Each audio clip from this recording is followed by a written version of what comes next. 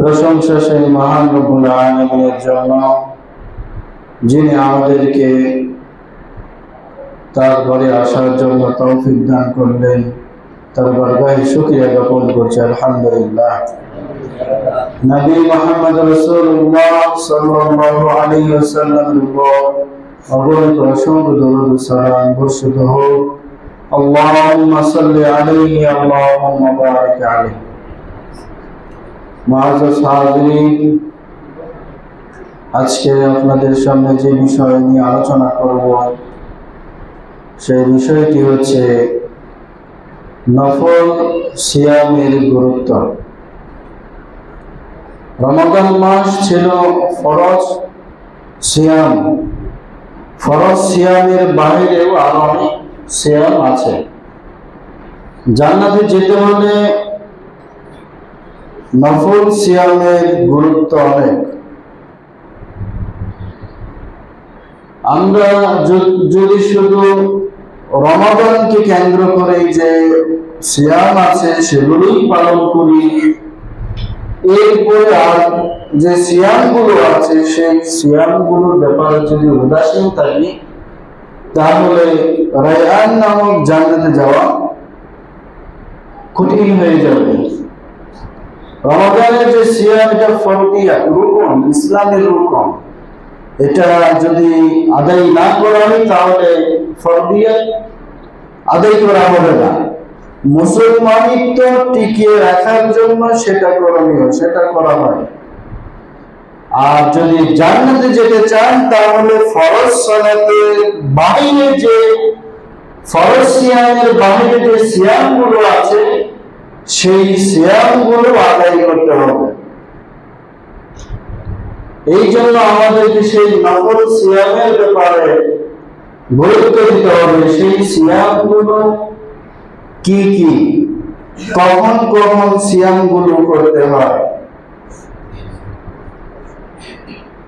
তার মধ্যে একটি সিয়ামের হচ্ছে শাওয়াল মাসের 6টি সিয়াম। গত জুমাতে হয়তো এই সিয়ামের ব্যাপারে আলোচনা হয়েছে, কিন্তু রমাদানের বাহিরে আরো যে সিয়াম রয়েছে, 8 শ্রেণীর সিয়াম রয়েছে, নফল সিয়াম। সেই সিয়ামগুলো আমাদেরকে আদায় করতে হবে। ফরজ সিয়ামগুলো আদায় করার পর আমরা বসে থাকবো 11 মাস, তা নয়। ওই সিয়ামের ধারাবাহিকতা রক্ষার্থে বাকি 11টি মাসে আমাদেরকে পর্যায়ক্রমে এই সিয়ামগুলো আদায় করতে হবে। আর আল্লাহকে সন্তুষ্ট করার জন্য সিয়ামের মাধ্যমে আল্লাহকে যতটুকু সন্তুষ্ট করা হয়, অন্য কোনো ইবাদত দিয়ে আল্লাহকে সন্তুষ্ট করা সম্ভব নয়, যতটা সিয়ামের মাধ্যমে আল্লাহকে সন্তুষ্ট করা যায়। এই জন্য রমাদানের বাহিরে যে সিয়ামগুলো আছে তার মধ্যে একটি সিয়ামের নাম হচ্ছে শাওয়াল মাসের সিয়াম। আমরা অনেকেই জানি, অনেকেই রেখেছি, অনেকেই রাখছি। এই সিয়ামের মর্যাদাও আমরা জানি, যে ব্যক্তি রমাদানের সিয়াম পালন করার পরে শাওয়াল মাসের 6টি সিয়াম পালন করবে, সে যেন সারা বছর সিয়াম পালন করে রাখলো। কত গুরুত্বপূর্ণ একটি ইবাদত শাওয়াল মাসের 6টি সিয়াম। এই সিয়াম আমরা বিভিন্ন ভাবে রাখতে পারি। সর্বোত্তম রাখার মাধ্যম হচ্ছে একাধারে করা। আরেকটা হচ্ছে আপনি ভেঙে ভেঙে করতে পারেন। আরেকটা হচ্ছে যে সাপ্তাহিক যে সিয়ামগুলো আছে, সোমবার, বৃহস্পতিবার, এই দিনকে কেন্দ্র করে আপনি এই সিয়ামটা পালন করতে পারেন। সেক্ষেত্রে ডাবল সিয়াম হবে। একটা হচ্ছে শাওয়ালের সিয়াম, আরেকটা হচ্ছে সাপ্তাহিক সিয়াম। তাহলে সোমবার এবং বৃহস্পতিবার এই 2 দিন যদি সিয়াম রাখা হয় তাহলে 2 দিনে ডাবল সিয়াম রাখা হবে। এরপর মাসে যে 3টি সিয়াম রাখা হয়, ওই 3 দিন রাখা, তাহলে ওই 3 দিন যদি রাখা হয় তাহলে ডাবল সিয়াম। শাওয়ালের সিয়াম রাখা হলো, বীজের সিয়াম রাখা হলো, তাহলে 5টি সিয়াম চলে গেল। এরপর আবার যখন সোমবার পাবে ওই সোমবারে আরেকটি রেখে দিবেন। এই হচ্ছে শাওয়াল মাসের 6টি সিয়াম রাখার পন্থা পদ্ধতি। বিভিন্ন জনে এইভাবে সিয়াম রাখে বা রাখতে চায়, এইভাবে রাখা যায়। তাহলে এক্সট্রিম সিয়ামের নাম হচ্ছে শাওয়াল মাসের 6টি সিয়াম। এই সিয়াম আমাদেরকে রাখতে হবে। এর মর্যাদা হচ্ছে যে ব্যক্তি সিয়াম রাখলো শাওয়াল মাসে, সে যেন সারা বছর সিয়াম রাখলো। সুবহানাল্লাহ। আরেকটা সিয়াম হচ্ছে ইয়াউমা আরাফা, আরাফা দিবসের সিয়াম। আরাফা দিবসের হজ হাজিরা যখন যেদিন আরাফার দিবসে অবস্থান করবে, সেই দিন আরাফার বাইরে যারা অবস্থান করবে তাদের জন্য হচ্ছে এই সিয়াম। আল্লাহ রাসূল সাল্লাল্লাহু আলাইহি ওয়াসাল্লাম বলেছেন যে আসিয়াম ইয়াউম আরাফা আহতাসিবু আন ইউকাফিরা সানাতা আল্লাতী ক্বাবলাহা ওয়া সানাতা আল্লাতী বা'দাহা। আমি আশাবাদী আল্লাহর কাছে। আশা কার কাছে থাকতে হবে? আল্লাহর কাছে। যে কোনো কাজ যখন করতে যাব, আশা, আকাঙ্ক্ষা, ভয়, ভীতি, বিশ্বাস, আস্থা একমাত্র আল্লাহর কাছেই থাকতে হবে। আল্লাহ রাসূল সাল্লাল্লাহু আলাইহি ওয়াসাল্লাম এভাবেই বলেছেন যে আমি আশাবাদী আমার রব আরাফা দিবসের সিয়াম এর প্রতিদান এভাবে দিবে। যে ব্যক্তি আরাফা দিবসের সিয়াম পালন করবে তার পূর্বে 1 বছর এবং সামনে, মানে আগে 1 বছর এবং সামনে 1 বছরের অপরাধ সমূহকে আল্লাহ সুবহানাহু ওয়া তাআলা ক্ষমা করে দিবেন। তাহলে পূর্বে 1 বছর আর সামনে 1 বছর, তার সামনে 1 বছর তো আপনি অপরাধ করেনি, তাহলে কিভাবে অপরাধ আল্লাহ সুবহানাহু ওয়া তাআলা ক্ষমা করে দিবেন? তার মানে এটা এই যে আপনি যে সামনে আর 1 বছর থাকবেন, আমল করবেন, আল্লাহ সুবহানাহু ওয়া তাআলা আপনাকে অপরাধ জগৎ থেকে বিরত রাখার, সেফ রাখার সামর্থ্য দান করবেন, তৌফিক দান করবেন। আপনার দ্বারা কোনো অপরাধ সংঘটিত হবে না। এটাই হচ্ছে আল্লাহর পক্ষ থেকে সামনে 1 বছর আপনার অপরাধ সমূহ আল্লাহ ক্ষমা করে দিবেন। তাহলে এটা হচ্ছে আমার আরাফা দিবসের সিয়াম। এই হচ্ছে 2 শ্রেণীর নফল সিয়াম, আরো আছে 6টি। 3 নম্বর যেটা, সেটা হচ্ছে আশুরার সিয়াম, ইয়াউমা আশুরা। রাসূল সাল্লাল্লাহু আলাইহি ওয়াসাল্লাম বলেছেন কেউ যদি আশুরার সালাত রাখে তাহলে তার পূর্বে 1 বছর অপরাধ সমূহকে আল্লাহ ক্ষমা করে দিবেন। তাহলে আশুরার সিয়াম এই হচ্ছে 3 শ্রেণীর সিয়াম। আরেক শ্রেণীর সিয়াম হচ্ছে সাপ্তাহিক সিয়াম, যেটা সোমবার এবং বৃহস্পতিবার করা হয়। এই ব্যাপারে রাসূল সাল্লাল্লাহু আলাইহি ওয়াসাল্লাম বলেছেন আমি সোমবার এবং বৃহস্পতিবার এই জন্য সিয়াম রাখি, এই 2 দিন বান্দার আমল সমূহ ফেরেশতারা আল্লাহর সামনে উপস্থাপন করে। আমি পছন্দ করি আমার আমলটা যেন আল্লাহর কাছে সিয়ামরত অবস্থায় উপস্থাপন করা হয়। এই জন্য আমি সোমবার এবং বৃহস্পতিবার সিয়াম রাখি। আরেকটি হাদিসে এসেছে সোমবার এবং বৃহস্পতিবার এই জন্য সিয়াম রাখি কারণ এই দিনে আমি জন্মগ্রহণ করেছি এবং এই দিনে আমার উপর কোরআন নাযিল করা হয়েছে। সুবহানাল্লাহ। তাহলে রাসূল সাল্লাল্লাহু আলাইহি ওয়াসাল্লামের জন্মদিবস যারা পালন করে তারা জন্মদিবস কিভাবে উদযাপন করে, আর আমার নবী মুহাম্মদ রাসূলুল্লাহ সাল্লাল্লাহু আলাইহি ওয়াসাল্লাম তার জন্মদিবস কিভাবে উদযাপন করে। রাসূলের সুন্নাহ হচ্ছে, রাসূলের তরিকা হচ্ছে, রাসূলের আদর্শ হচ্ছে তার জন্মদিবস উদযাপন করা সিয়ামের মাধ্যমে। আর আমাদের রাসূলের জন্মদিবস উদযাপন বিভিন্ন আচার আচরণ অনুষ্ঠান বিভিন্ন তরিকা পদ্ধতির মাধ্যমে আমরা উদযাপন করি, যেটা ইসলামের সাথে সাংঘর্ষিক, যেটা রাসূলের সুন্নাহ নয়, যেটা ইসলাম নয়। শুধু বাংলাদেশে নয়, ভারত, বাংলাদেশ, পাকিস্তান এই রাষ্ট্রগুলিতে এই দিনে কিভাবে উদযাপন করা হয়, এটা আপনি আশ্চর্য হয়ে যাবে। না ইসলামের সাথে মিল আছে, না কোরআনের সাথে মিল আছে, না রাসূলের আদর্শের সাথে মিল আছে, না রাসূলের পক্ষ থেকে কোনো দলিল আছে, কোনো আদেশ আছে, কোনো নির্দেশ আছে। এই দিকে আমাদেরকে সতর্ক অবলম্বন করতে হবে। রাসূল সাল্লাল্লাহু আলাইহি ওয়াসাল্লাম যেভাবে তার জন্মদিবস উদযাপন করেছে সেটা উদযাপন করতে হবে সিয়ামের মাধ্যমে।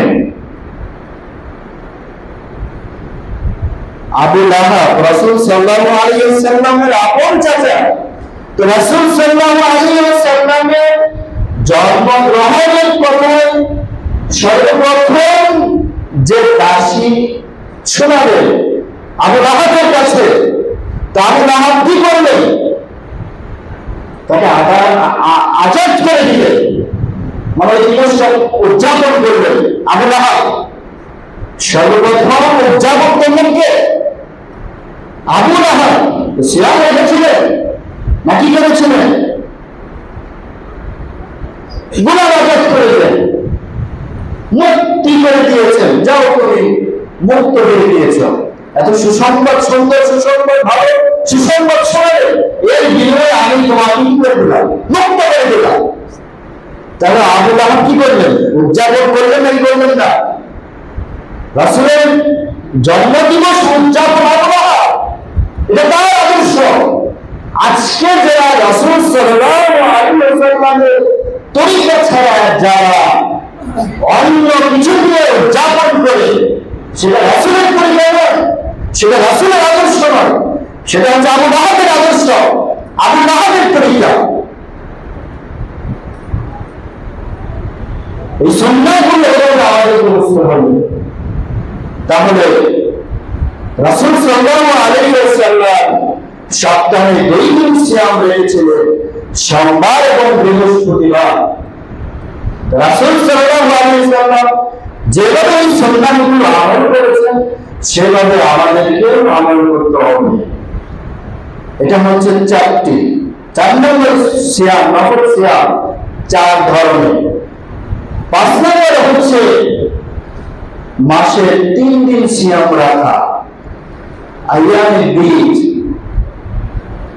চন্দ্র মাসের 13, 14, 15 এই 3 দিন রাসূল সাল্লাল্লাহু আলাইহি ওয়াসাল্লাম রোজা রেখেছেন, আদেশ করেছেন। আবু হুরায়রা রাদিয়াল্লাহু তাআলা আনহু বলছেন, আমার বন্ধু আমাকে উপদেশ দিয়েছেন। আমার বন্ধু কে? মুহাম্মদ সাল্লাল্লাহু আলাইহি ওয়াসাল্লাম আদেশ দিয়েছেন, আবু হুরায়রা রাদিয়াল্লাহু তাআলা আনহুকে উপদেশ দিয়েছেন, নসিহত করেছেন। কিসে? আমি যেন চন্দ্র মাসের 3 দিন সিয়াম রাখি, 13, 14, 15। তাহলে মাসিক 3 দিন, সাপ্তাহিক 2 দিন, এটা হচ্ছে 5 শ্রেণীর নফল সিয়াম। 6 নম্বর হচ্ছে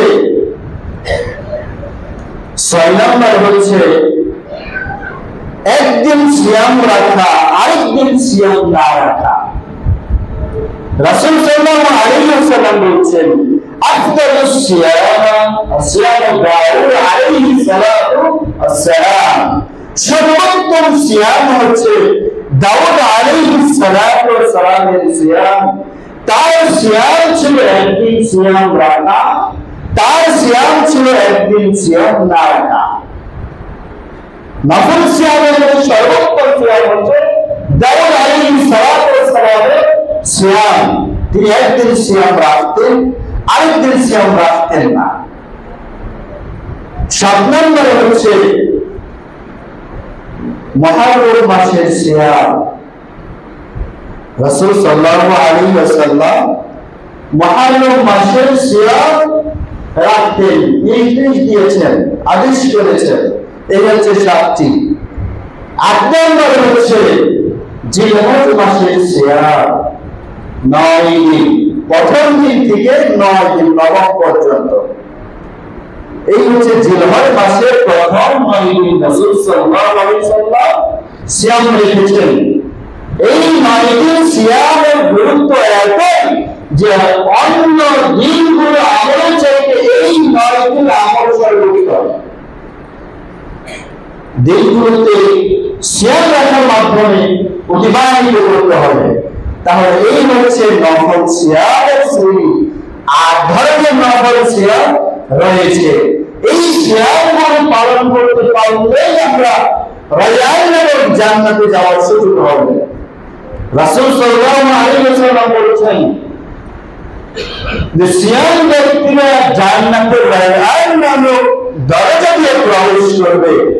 যখন সাইম ব্যক্তিরা প্রবেশ করে যখন তাদের শেষ হবে তখন দরজাটা বন্ধ করে দেওয়া হবে। কেউ এই দরজা দিয়ে প্রবেশ করতে পারবে না। সুবহানাল্লাহ। তাহলে আমরা যদি এই রায়্যান নামক জান্নাতের দরজা দিয়ে প্রবেশ করতে চাই তাহলে আমাদেরকে এই নফল সিয়ামগুলো আদায় করতে হবে। নফল সিয়ামের গুরুত্ব মর্যাদা অনেক শুনেছি। সিয়ামের মাধ্যমে বালা মুসিবত, দুঃখ, কষ্ট, ক্লেশ দূর হয়ে যায়। আপনার অনেক বালা মুসিবত চলে এসেছে, আপনার কাছে অনেক দুঃখ কষ্ট।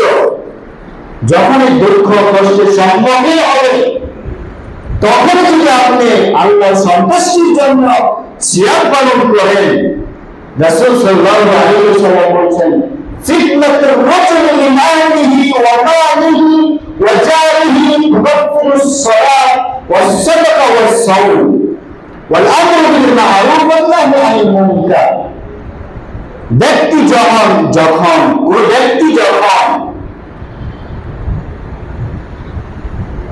কোন বালা মুসিবতে পতিত হয়, কোন দুঃখ কষ্টে পতিত হয়, সে ব্যক্তি হোক, সন্তান সন্ততি হোক, পাড়া প্রতিবেশী হোক, যখনই তারা কোনো বালা মুসিবতে আটকে যাবে, পতিত হবে, তখন যদি তারা সালাত আদায় করে, তখন তারা যদি সাদকা করে, তখন তারা যদি সিয়াম রাখে, তখন তারা যদি সৎ কাজের আদেশ করে, তখন তারা যদি অসৎ কাজের নিষেধ করে, তাহলে আল্লাহ সুবহানাহু ওয়া তাআলা তাদের কাছ থেকে যাবতীয় বালা মুসিবতকে উঠিয়ে দিবেন। সুবহানাল্লাহ। বুখারী মুসলিমের হাদিস। তাহলে সিয়াম খুব গুরুত্বপূর্ণ একটি ইবাদত, যে ইবাদতের মাধ্যমে জীবনের বালা মুসিবত থেকে পরিত্রাণ পাওয়া যায়। এই জন্য রাসূল সাল্লাল্লাহু আলাইহি ওয়াসাল্লাম বেশি বেশি নফল সিয়াম রাখতেন। তিনি সাপ্তাহিক সিয়াম রাখতেন, মাসে মাসে সিয়াম রাখতেন। এই সিয়ামগুলো তিনি কন্টিনিউ ধারাবাহিকভাবে এই সিয়ামগুলো রাখতে অভ্যস্ত হতেন। অতএব আমাদের এই সিয়ামগুলো বেশি বেশি আদায় করতে হবে। সম্মানিত উপস্থিতি, এই তো রমজান মাস চলে গেল। এই রমজান মাস থেকে আমরা কি পেলাম, কি শিক্ষা গ্রহণ করলাম, ইমানের কতটুকু পাওয়ার গ্রহণ করলাম, শক্তি অর্জন করলাম, তাকওয়া কতটুকু হলো। রমাদানের পরে যদি মসজিদ শূন্য থাকে, মসজিদের মুসল্লির সংখ্যা যদি কমে যায়, তাহলে বুঝতে হবে রমাদান থেকে আমরা কিছুই নিতে পারি না। রমাদানে যেভাবে আমরা বেশি বেশি মাত্র সিয়াম আদায় করেছি, সালাত আদায় করেছি, বিভিন্ন জিকির আজকার করেছি, দান সাদকা করেছি, কোরআন তেলাওয়াত করেছি, হাদিস চর্চা করেছি, কোরআনের তাফসীর চর্চা করেছি, এটা শুধু রমাদান মাসেই করতে হবে তা নয়। রমাদানে যেভাবে করা হয়েছে এটার জন্য রমাদানের বাকি 11টি মাস যেন আমরা ধরে রাখতে পারি, তবেই সার্থক হবে। তখনই আমরা বুঝতে পারবো যে আমরা রমাদান ধরা কি শিক্ষা গ্রহণ করলাম, কতটুকু উপকৃত হলাম, কতটুকু নিজেকে পরিবর্তন করতে পারলাম। সম্মানিত উপস্থিতি, এই জন্য সূরা আনফাল 2 আল্লাহ বলছেন, ইন্নাল মুমিনুনা আল্লাযীনা ইযা যুকিরাল্লাহ, মুমিন তারাই, মুমিন হচ্ছে তারাই। আমরা কে মুমিন আর কে মুসলিম এটাই আমরা বলি না। প্রত্যেক মুসলিম মুমিন নয়, কিন্তু প্রত্যেক মুমিন মুসলিম। বুঝতে পেরেছেন? প্রত্যেক মুসলিম মুমিন নয়। সবাই দাবি করে আমি মুসলিম, নামাজ পড়ে, নামাজ পড়ে না, হজ করে না, যাকাত দেয় না, তো মুসলিম দাবি করে। এক্ষেত্রে প্রত্যেক মুসলিম মুমিন নয়, কিন্তু প্রত্যেক মুমিন মুসলিম। বই আসাদ করতে পিছনে মুহাম্মদ সাল্লাল্লাহু আলাইহি ওয়াসাল্লামের কাছে আসলেন, এসে দেখছেন যে অসহায় গরিব দুস্থ লোকদেরকে কিছু দিচ্ছে, খাবার দিচ্ছে। তখন তারা বলছে যে আমাদের কিছু দেন, আমরাও তো ইসলাম গ্রহণ করেছি, আমরাও তো ঈমান এনেছি, আমরাও তো মুমিনের দাবিদার। সঙ্গে সঙ্গে আয়াত নাযিল হয়ে গেল, বললাম তো কখনো নয়, তোমরা মুমিন নয়।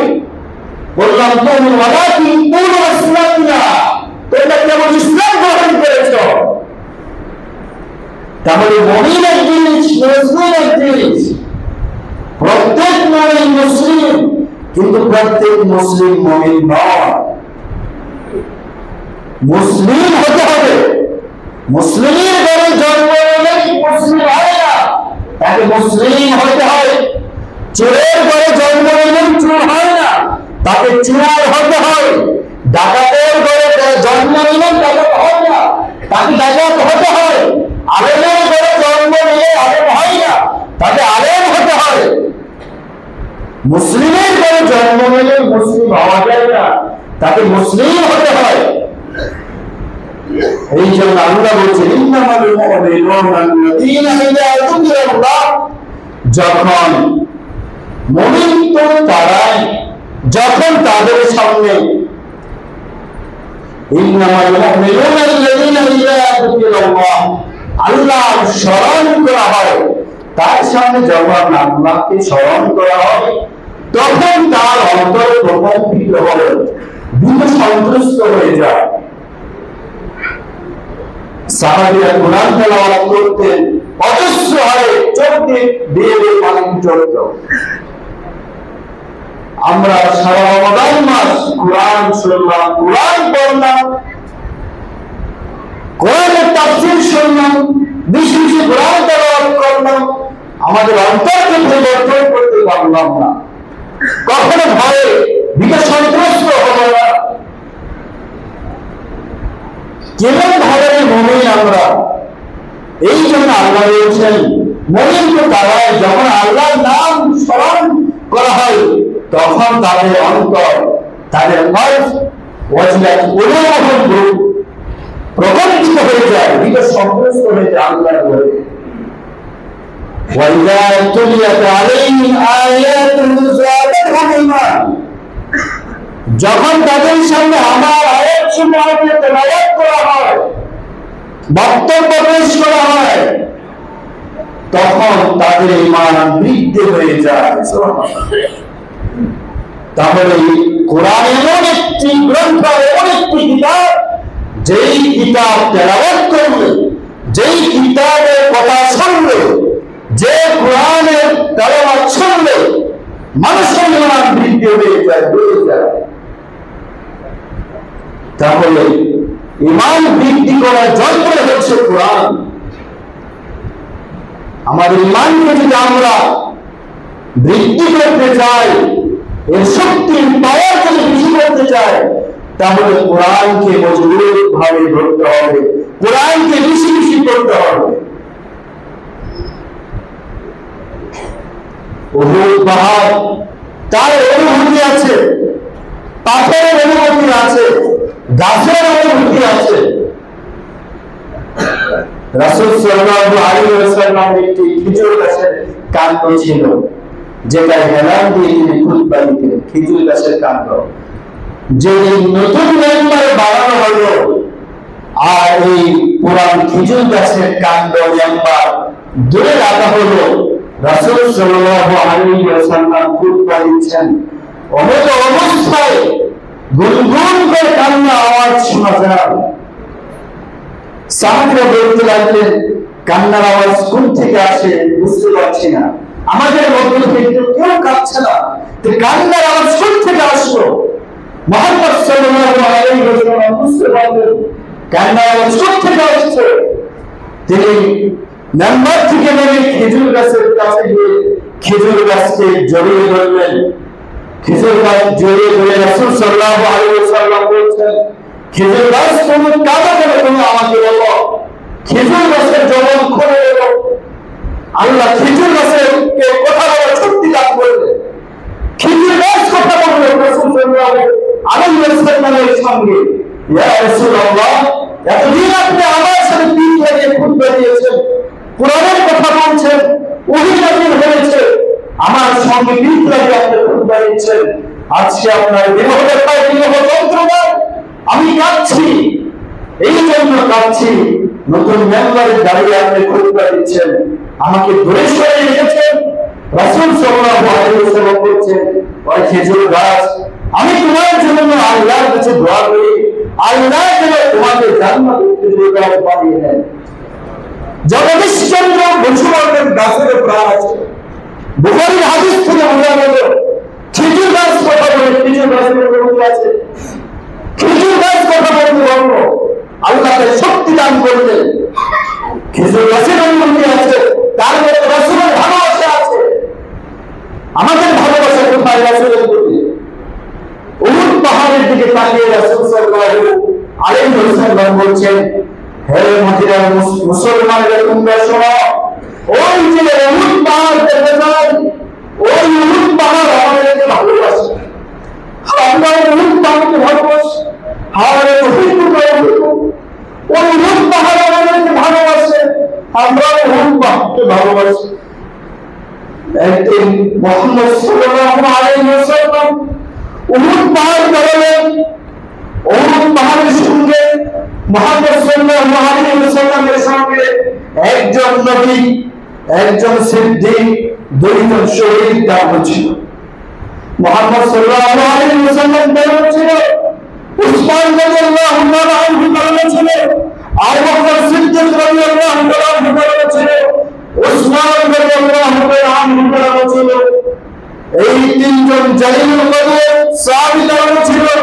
আর আল্লাহর নবী মুহাম্মদ রাসূলুল্লাহ সাল্লাল্লাহু আলাইহি ওয়াসাল্লাম উহুদ পাহাড়ে দাঁড়িয়েছিলেন। উহুদ পাহাড় তরতর করে যাচ্ছিল। আল্লাহর নবী মুহাম্মদ রাসূলুল্লাহ সাল্লাল্লাহু আলাইহি ওয়াসাল্লাম উহুদ পাহাড়কে তাকিয়ে আঘাত করলেন, হে উহুদ, হে উহুদ পাহাড়, তুমি শান্ত হয়ে যাও। তোমার উপর একজন নবী, একজন সিদ্দিক, দুইজন শহীদ দাঁড়িয়ে আছে। ফাইন্নামা আলাইহি নবিয়্যুন ওয়া সিদ্দিকুন ওয়া শাহীদা, তোমার উপর একজন নবী, একজন সিদ্দিক, দুইজন শহীদ দাঁড়িয়ে আছে। উহুদ পাহাড় থরথর করে যাচ্ছে। উহুদ পাহাড়কে আল্লাহর নবী সাল্লাল্লাহু আলাইহি ওয়াসাল্লাম লাঠি দিয়ে আঘাত করার কারণে সঙ্গে সঙ্গে উহুদ পাহাড় থরথর করে কাঁপছিল। উহুদ পাহাড়ে কাঁপা, থরথর করে কাঁপা সঙ্গে সঙ্গে বন্ধ হয়ে গেল। এই অনুভূতি কার জন্য? মুহাম্মদ সাল্লাল্লাহু আলাইহি ওয়াসাল্লামের জন্য। আল্লাহর ভয়ে, আল্লাহর ভয়ে মুহাম্মদ সাল্লাল্লাহু আলাইহি ওয়াসাল্লামের প্রতি তার ভালোবাসা ছিল, সাহাবীদের প্রতি ভালোবাসা ছিল। উহুদ পাহাড় রাসূলকে ভালোবাসছে, সাহাবীদেরকে ভালোবাসছে, খেজুর গাছ রাসূলকে ভালোবাসছে। এই ছিল তাদের অনুভূতি। পাহাড়ের অনুভূতি আছে। ওয়া ইন্না মিনাল হিজারাতি লামা ইয়াতাফাজ্জারু মিনহুল মালা ওয়া ইন্না মিনহা লামা ইয়াশাক্কু ওয়া ইয়াখরুজু মিনহুল মা ওয়া ইন্না মিনহা লা ইয়াহবিতু মিন খাশিয়াতিল্লাহ। পাহাড়ের মধ্যে, পাথরের মধ্যে এমন পাথর আছে, যেই পাথর আল্লাহর ভয়ে ধসে পড়ে যায়, পাথরের মধ্যে এমন পাথর আছে যেই পাথরের মধ্যে থেকে পানি বের হয়, পাথরের মধ্যে এমন পাথর আছে যেই পাথর থেকে জল বের হয়। পাথর আল্লাহর ভয়ে ধসে পড়ে যায়, পাথর আল্লাহর ভয়ে পানি বের করে দেয়, পাথর আল্লাহর ভয়ে ঝর্ণা বের করে দেয়। শুধুমাত্র আল্লাহর ভয় থাকার কারণে পাথর যদি আল্লাহকে ভয় করতে পারে, পাহাড় যদি আল্লাহকে ভয় করতে পারে, খেজুর গাছ যদি আল্লাহকে ভয় করতে পারে, আকাশ জমিন যদি আল্লাহকে ভয় করতে পারে, তাহলে মুসলিম হয়ে মানুষ হয়ে আল্লাহকে ভয় করতে পারবো না? কেমন মুমিন, কেমন ঈমান নিয়ে আমরা বসবাস করছি? রমাদান মাস চলে গেল, তাকওয়ার মাস। আল্লাহর আদেশ এবং নির্দেশ, আল্লাহ যে আদেশ করেছেন, আল্লাহ যে নিষেধ করেছেন, তা পুঙ্খানুপুঙ্খভাবে আমাদেরকে আদায় করতে হবে, পালন করতে হবে, সেটি আমাদেরকে লক্ষ্য রাখতে হবে। সম্মানিত উপস্থিতি, রাসূল আল্লাহ সুবহানাহু ওয়া তাআলা বলছেন যে তারাই তো মুমিন যখন তাদের সামনে আমার আয়াত উপস্থাপন করা হবে, তখন তাদের ঈমান বৃদ্ধি হয়ে যাবে। হাসান বসরি রাহিমাহুল্লাহকে বলা হলো, হাল আনতা মুমিন? হে হাসান বসরি, আপনি কি মুমিন? হাসান বসরি রাহিমাহুল্লাহ তিনি বললেন যে না, আমি বলতে পারবো না যে আমি মুমিন। হ্যাঁ, তুমি যদি বলো যে আপনি মুসলিম, হ্যাঁ আমি মুসলিম, আমি সালাত আদায় করি, আমি সিয়াম পালন করি, আমি হজ করি, যদি সামর্থ্য থাকে যাকাত দেওয়া, যাকাত দিই, এই হিসেবে আমি নিজেকে মুসলিম দাবি করতে পারি, কিন্তু মুমিন আমি মুমিন এটা আমি দাবি করতে পারি না। এটা আল্লাহর সাথে সম্পর্ক, আল্লাহ জানেন মুমিন কারা, কাদের অন্তরে আল্লাহর ভয় আছে। ভয় জিনিসটা একমাত্র আল্লাহ জানেন, আল্লাহ ছাড়া কেউ জানেন না। এই জন্য আমি তোমার এই জবাব আমি এটা দিতে পারবো না যে আমি মুমিন। তাহলে নিজেকে প্রশ্ন করতে হবে, আত্মসমালোচনা করতে হবে, আমার মধ্যে আল্লাহর ভয় কতটুকু, আল্লাহর নির্দেশ আমি পালন করছি, কতটুকু আল্লাহর আদেশ পালন করছি, কতটুকু আল্লাহর নিষেধ থেকে আমি বিরত থাকতে পারছি। নিজেকে প্রশ্ন করুন, নিজেকে আপনি জিজ্ঞেস করুন, তাকওয়ার মাস রমাদান মাস থেকে আপনি কতটুকু তাকওয়া অর্জন করতে পেরেছেন, কতটুকু আল্লাহর ভয় অর্জন করতে পেরেছেন। সম্মানিত উপস্থিতি, এরপরে আল্লাহ বলছেন ওয়া আলা রাব্বিহিম ইয়াতাওয়াক্কালুন, যারা সর্ব অবস্থায় আল্লাহর উপর তাওয়াক্কুল করে, ভরসা করে। নবী রাসূলদের দিকে তাকান, তারা কিভাবে আল্লাহর প্রতি সর্ব অবস্থায় ভরসা করত। শত্রু তারা করেছে, আবু বকর রাদিয়াল্লাহু তাআলা আনহু ছিল মুহাম্মদ সাল্লাল্লাহু আলাইহি ওয়াসাল্লামের সঙ্গে গায়ে সুর যখন দিয়ে লুকালেন, পিছন দিক থেকে কাফেররা তারা করেছে রাসূলকে ধরার জন্য। একটু কি দিলেই পাহাড়ের গর্তের মধ্যে দেখা যাবে মুহাম্মদ সাল্লাল্লাহু আলাইহি ওয়াসাল্লামকে। আবু বকর রাদিয়াল্লাহু তাআলা আনহু বিপদগ্রস্ত হয়ে গেলেন, ইয়া রাসূলুল্লাহ, তারা তো আমাদেরকে ধরে ফেলবে, আমরা ধরে পেয়ে যাব, আমাদের এখন কি কেউ রক্ষা করবে? আবু বকর রাদিয়াল্লাহু তাআলা আনহুকে আল্লাহ রাসূল সাল্লাল্লাহু আলাইহি ওয়াসাল্লাম বলেছেন, ইয়া আবু বকর লা তাহজান ইন্নাল্লাহা মা'না, তুমি ভয় পেও না, বিপদগ্রস্ত হও না, আমাদের সঙ্গে আল্লাহ আছেন, আমরা দুইজন, আরো একজন আল্লাহ আমাদের সাথে রয়েছেন। সুবহানাল্লাহ। মুহাম্মদ সাল্লাল্লাহু আলাইহি ওয়াসাল্লাম আল্লাহর উপর তাওয়াক্কুল করার কারণে সর্ব অবস্থায় আল্লাহর পক্ষ থেকে সাহায্য প্রাপ্ত হয়েছিলেন। আমরাও যদি সর্ব অবস্থায় আল্লাহর উপর তাওয়াক্কুল অর্জন করি, আল্লাহর উপর ভরসা করি, আল্লাহর পক্ষ থেকে বিশেষ রহমত, দয়া, সাহায্য আমাদের কাছে আসবে। এটা হচ্ছে 3 নম্বর বৈশিষ্ট্য। প্রথম নম্বর বৈশিষ্ট্য হচ্ছে আল্লাহর নাম নেওয়ার কারণে তাদের ভিতর সন্তুষ্ট হয়ে যাবে। 2 নম্বর হচ্ছে যখন তাদের সামনে আয়াত তেলাওয়াত করা হবে, তখন তাদের ঈমান আরো বৃদ্ধি হয়ে যাবে, বেড়ে যাবে। 3 নম্বর হচ্ছে তারা সর্ব অবস্থায় আল্লাহর উপর ভরসা করবে।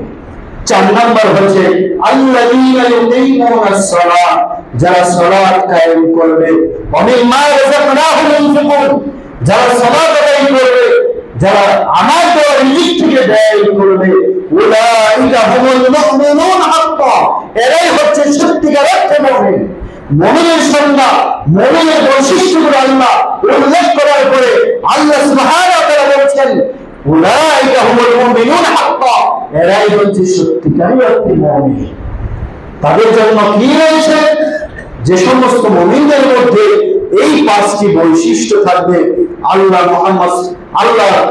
সুবহানাহু ওয়া তাআলা তাদের জন্য সঙ্গে সঙ্গে পুরস্কারের ঘোষণাও দিয়েছেন। সুবহানাল্লাহ। আল্লাহ সুবহানাহু ওয়া তাআলা বলছেন লাহুম দারাজাতুন ইনদা রাব্বিহিম, তাদের জন্য রয়েছে তাদের প্রতিপালকের কাছে উচ্চ মর্যাদা। সুবহানাল্লাহ। এরপর কি ওয়ামাগফিরা, ক্ষমা রয়েছে, আল্লাহ তাদেরকে ক্ষমা করে দিলেন। ওয়ারিজকুন কারীম, আল্লাহর পক্ষ থেকে তাদের জন্য রয়েছে সম্মানজনক রিজিক। সুবহানাল্লাহ। তাহলে যে সমস্ত মুমিনদের মাঝে এই পাঁচটি বৈশিষ্ট্য থাকবে তাদের জন্য স্বয়ং আল্লাহ সুবহানাহু ওয়া তাআলা তিনটি পুরস্কার নির্ধারণ করে রেখেছেন। এক নম্বর পুরস্কার হচ্ছে আল্লাহর পক্ষ থেকে সর্বোচ্চ মর্যাদা, দুই নম্বর পুরস্কার হচ্ছে তাদের জন্য ক্ষমা, তিন নম্বর হচ্ছে সম্মানজনক রিজিক। এই পুরস্কার, এই আযাব, এই মহান প্রতিদান যদি আমরা পেতে চাই তাহলে এইভাবে কোয়ালিটি অর্জন করতে হবে। আল্লাহ সুবহানাহু ওয়া তাআলা মুমিনের যে বৈশিষ্ট্যগুলো উল্লেখ করেছেন এই বৈশিষ্ট্যগুলো আমাদেরকে অর্জন করতে হবে। সম্মানিত উপস্থিতি, এই জন্য রাসূল সাল্লাল্লাহু আলাইহি ওয়াসাল্লাম বলেছেন লা ইউমিনু আহাদুকুম হাত্তা আকুনা আহাব্বা ইলাইকুম মিন ওয়ালিদিহি ওয়া ওয়ালাদিহি ওয়ান নাস আজমাইন, তোমরা কখনোই মুমিন হতে পারবে না যতক্ষণ না পর্যন্ত তোমরা তোমাদের পিতা মাতা সন্তান সন্ততি স্ত্রী পাড়া প্রতিবেশী এমনকি পৃথিবী অপেক্ষা পৃথিবীর চাইতে এই পৃথিবীতে যা কিছু আছে সব কিছুর চাইতে আমি মুহাম্মদ তোমার কাছে সবচাইতে প্রিয় হব, ততক্ষণ পর্যন্ত তুমি মুমিন হতে পারবে না। উমর রাদিয়াল্লাহু তাআলা আনহু বলেন ইয়া রাসূলুল্লাহ, আমি আপনাকে ভালোবাসি কিন্তু আমি আমার নিজের চাইতে ভালোবাসি না। মুহাম্মদ সাল্লাল্লাহু আলাইহি ওয়াসাল্লাম বলেন ওমর, তুমি এখনো পরিপূর্ণ মুমিন হতে পারোনি। সঙ্গে সঙ্গে উমর রাদিয়াল্লাহু তাআলা আনহু বলেন ওয়াল্লাহি আল্লাহর কসম ইয়া রাসূলুল্লাহ, এই মুহূর্তে আমি আমার জীবনের চেয়ে আপনাকে বেশি ভালোবাসি। তাহলে নিজের জীবনের চাইতে মুহাম্মদ সাল্লাল্লাহু আলাইহি ওয়াসাল্লামকে ভালোবাসতে হবে। এই জন্য সূরা আত-তাওবা 24 নম্বরে আল্লাহ বলেছেন কুল ইন কানা আবাউকুম ওয়া আবনাউকুম ওয়া ইখওয়ানুকুম ওয়া আযওয়াজুকুম ওয়া আশীরাতুকুম ওয়া আমওয়ালুন তারাফতুমুহা ওয়া তিজারাতুন তাখশawna kasadaha wa qadrun ahabba ilaykum min Allahi wa rasulihi wa jihadin fi sabilillah fatarabbasu hatta ya'ti Allahu bi amrihi wallahu la yahdi al-qawma al-fasiqin। আল্লাহ সুবহানাহু ওয়া তাআলা বলেন হে মুহাম্মদ, তুমি তাদেরকে বলে দাও তোমাদের কাছে যদি তোমাদের ঘর বাড়ি আত্মীয় স্বজন সন্তান সন্ততি ভাই বোন পাড়া প্রতিবেশী পিতা মাতা ব্যবসা বাণিজ্য তোমাদের বাসস্থান এবং আল্লাহ এবং তার রাসূলের চাইতে এবং তার পথে জিহাদ করার চাইতে যদি তোমরা এগুলোকে বেশি ভালোবাসো তাহলে জেনে রাখো তোমরা অপেক্ষমাণ, তোমরা অপেক্ষায় থাকো। আল্লাহর পক্ষ থেকে আযাব, আল্লাহর পক্ষ থেকে শাস্তি আসে পর্যন্ত তোমরা অপেক্ষা থাকো। তাহলে আমাদের কাছে যদি এইগুলো ভালোবাসার পাত্র আল্লাহ এবং তার রাসূলের চাইতে বেশি হয় তাহলে আল্লাহর পক্ষ থেকে শাস্তি আসার অপেক্ষায় থাকতে হবে। আল্লাহর পক্ষ থেকে আযাব চলে আসবে, শাস্তি আসবে, গজব আসবে, লানত আসবে। যদি আমরা আল্লাহ এবং তার রাসূল এবং তার প্রতি জিহাদ করে চাইতে এগুলোকে ভালোবাসি তাহলে আল্লাহর পক্ষ থেকে আযাব আসার কারণ হচ্ছে এটা ভালোবাসা শুধুমাত্র মুহাম্মদ সাল্লাল্লাহু আলাইহি ওয়াসাল্লামের জন্যই করতে হবে, তার জন্যই থাকতে হবে। মুহাম্মদ সাল্লাল্লাহু আলাইহি ওয়াসাল্লামকে আল্লাহ সুবহানাহু ওয়া তাআলা কতটা ভালোবাসেন, কতটা ভালোবাসেন। আপনি যদি কোরআন তদন্ত করেন তার প্রতি আল্লাহর কতটা ভালোবাসা, তার প্রতি কতটা মহব্বত, কোরআনের প্রতিটি পাতায় পাতায় লুকিয়ে আছে। পৃথিবীতে যত নবী রাসূল এসেছেন প্রত্যেক নবী রাসূলকে আল্লাহ তাদের নিজ নিজ নাম ধরে রেখেছেন, নাম ধরে রেখেছেন। ইয়া আদম উসকুন, আদমকে নিজের নাম ধরে রেখেছেন। নূহকে নিজের নাম ধরে রেখেছেন, নূহ বলে রেখেছেন। ইব্রাহিমকে নাম ধরে রেখেছেন। অথচ ইব্রাহিম আলাইহিস সালাম আল্লাহর কাছে কতটা প্রিয় বান্দা, কতটা প্রিয় খলিল বন্ধু নবী।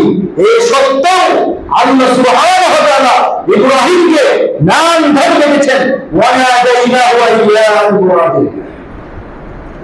মুসা আলাইহিস সালামকে নাম ধরে রেখেছেন, ইযহাব ইলা ফিরআউন ইন্নাহু তাগা, হে মুসা তুমি ফিরআউনের কাছে যাও। আল্লাহ তাআলা নিজ নাম ধরে ডেকেছেন, ঈসাকে নিজ নাম ধরে ডেকেছেন, জাকারিয়াকে নিজ নাম ধরে ডেকেছেন, ইয়াহইয়া আলাইহিস সালামকে নিজের নাম ধরে ডেকেছেন। যত নবী রাসূল এসেছেন প্রত্যেকটা নবী রাসূলকে আল্লাহ সুবহানাহু ওয়া তাআলা নিজ নাম ধরে ডেকেছেন। কিন্তু আমাদের নবী মুহাম্মদ রাসূলুল্লাহ সাল্লাল্লাহু আলাইহি ওয়াসাল্লামকে এতটাই ভালোবেসেছেন, এতটাই মহব্বত করেছেন, কুরআনে কোথাও দেখবেন না ইয়া মুহাম্মদ বলেছেন। জেনেছেন কি বলেছেন?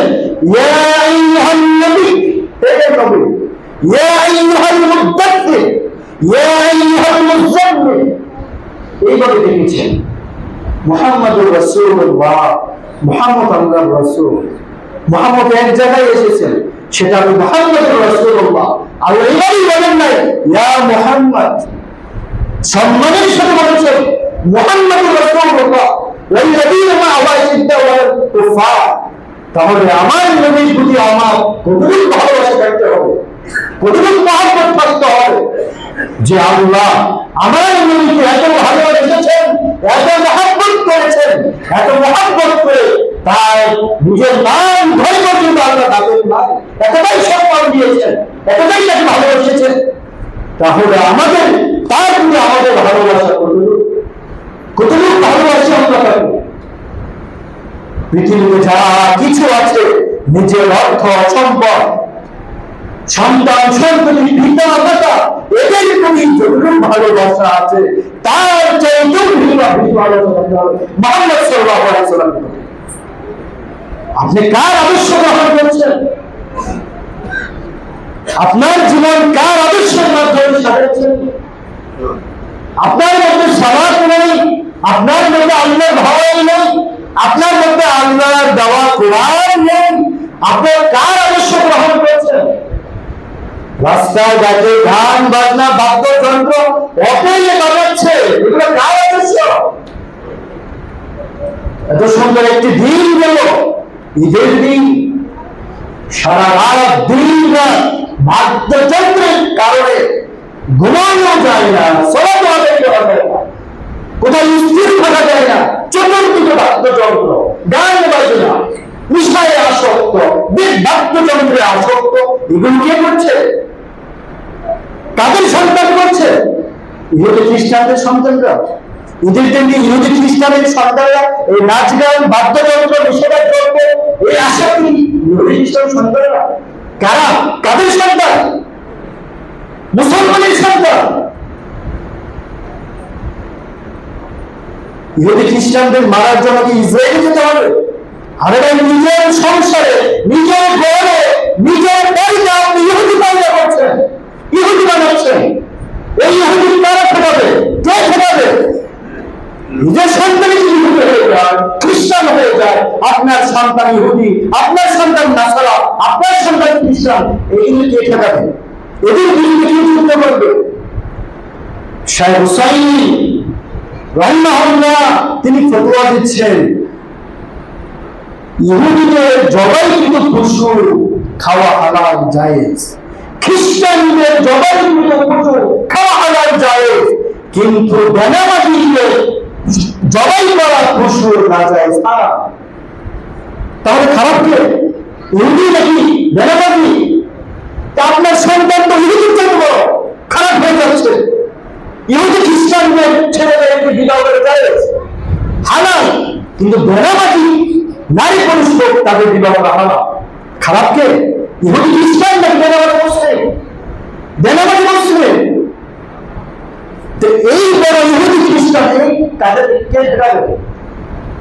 নিজের সংসারে, নিজের বাড়িতে, নিজের ঘরে ইহুদি পয়দা করা হচ্ছে। এই ইহুদিদের বিরুদ্ধে কে যুদ্ধ করবে? যুদ্ধ করার জন্য আপনি ইসরায়েলে যেতে চান? নিজের দেশেই ইহুদি বলা, খ্রিস্টান বলা, তাদের যদি বড় পাপি হয়ে যাচ্ছে, এগুলোকে কে ঠেকাবে? সম্মানিত উপস্থিতি, আল্লাহ যা হারাম করেছেন সেটা হারাম, কিয়ামত পর্যন্ত হারাম। কোনো পরিবর্তন হবে না, কোনো পরিবর্তন হবে না, চিরস্থায়ী হারাম, কিয়ামত পর্যন্ত কেউ হালাল করতে পারবে না। এইটা আমাদেরকে সতর্ক থাকতে হবে। এগুলো হচ্ছে জাহিলিয়াত। এই জাহিলিয়াত থেকে আমাদেরকে উঠে আসতে হবে। এই পয়েন্টগুলো আলোচনা করে ইনশাআল্লাহ আল্লাহ আমাদেরকে আজকে যে আলোচনা করা হলো, এই আলোচনার উপর আমল করার তৌফিক দান করুন। আমিন। আমরা যেন বাকি 11টি মাস নফল সিয়ামের মাধ্যমে কাটাতে পারি। বেশি বেশি নফল সিয়ামের প্রতি যেন আমরা আগ্রস্ত হই, চর্চা করি। এটা অভ্যাসে পরিণত করতে হবে, চর্চা করতে হবে। বেশি বেশি যেন আমরা নফল সালাত আদায় করতে পারি, নফল সিয়াম আদায় করতে পারি। এইদিকে আমাদেরকে গুরুত্ব দিতে হবে। আল্লাহ আমাদেরকে নফল সিয়াম বেশি বেশি করার জন্য, নফল সালাত আদায় করার জন্য তৌফিক দান করুন। আল্লাহুম্মা আমিন। বারাকাল্লাহু লানা ওয়া লাকুম ফিল কুরআন।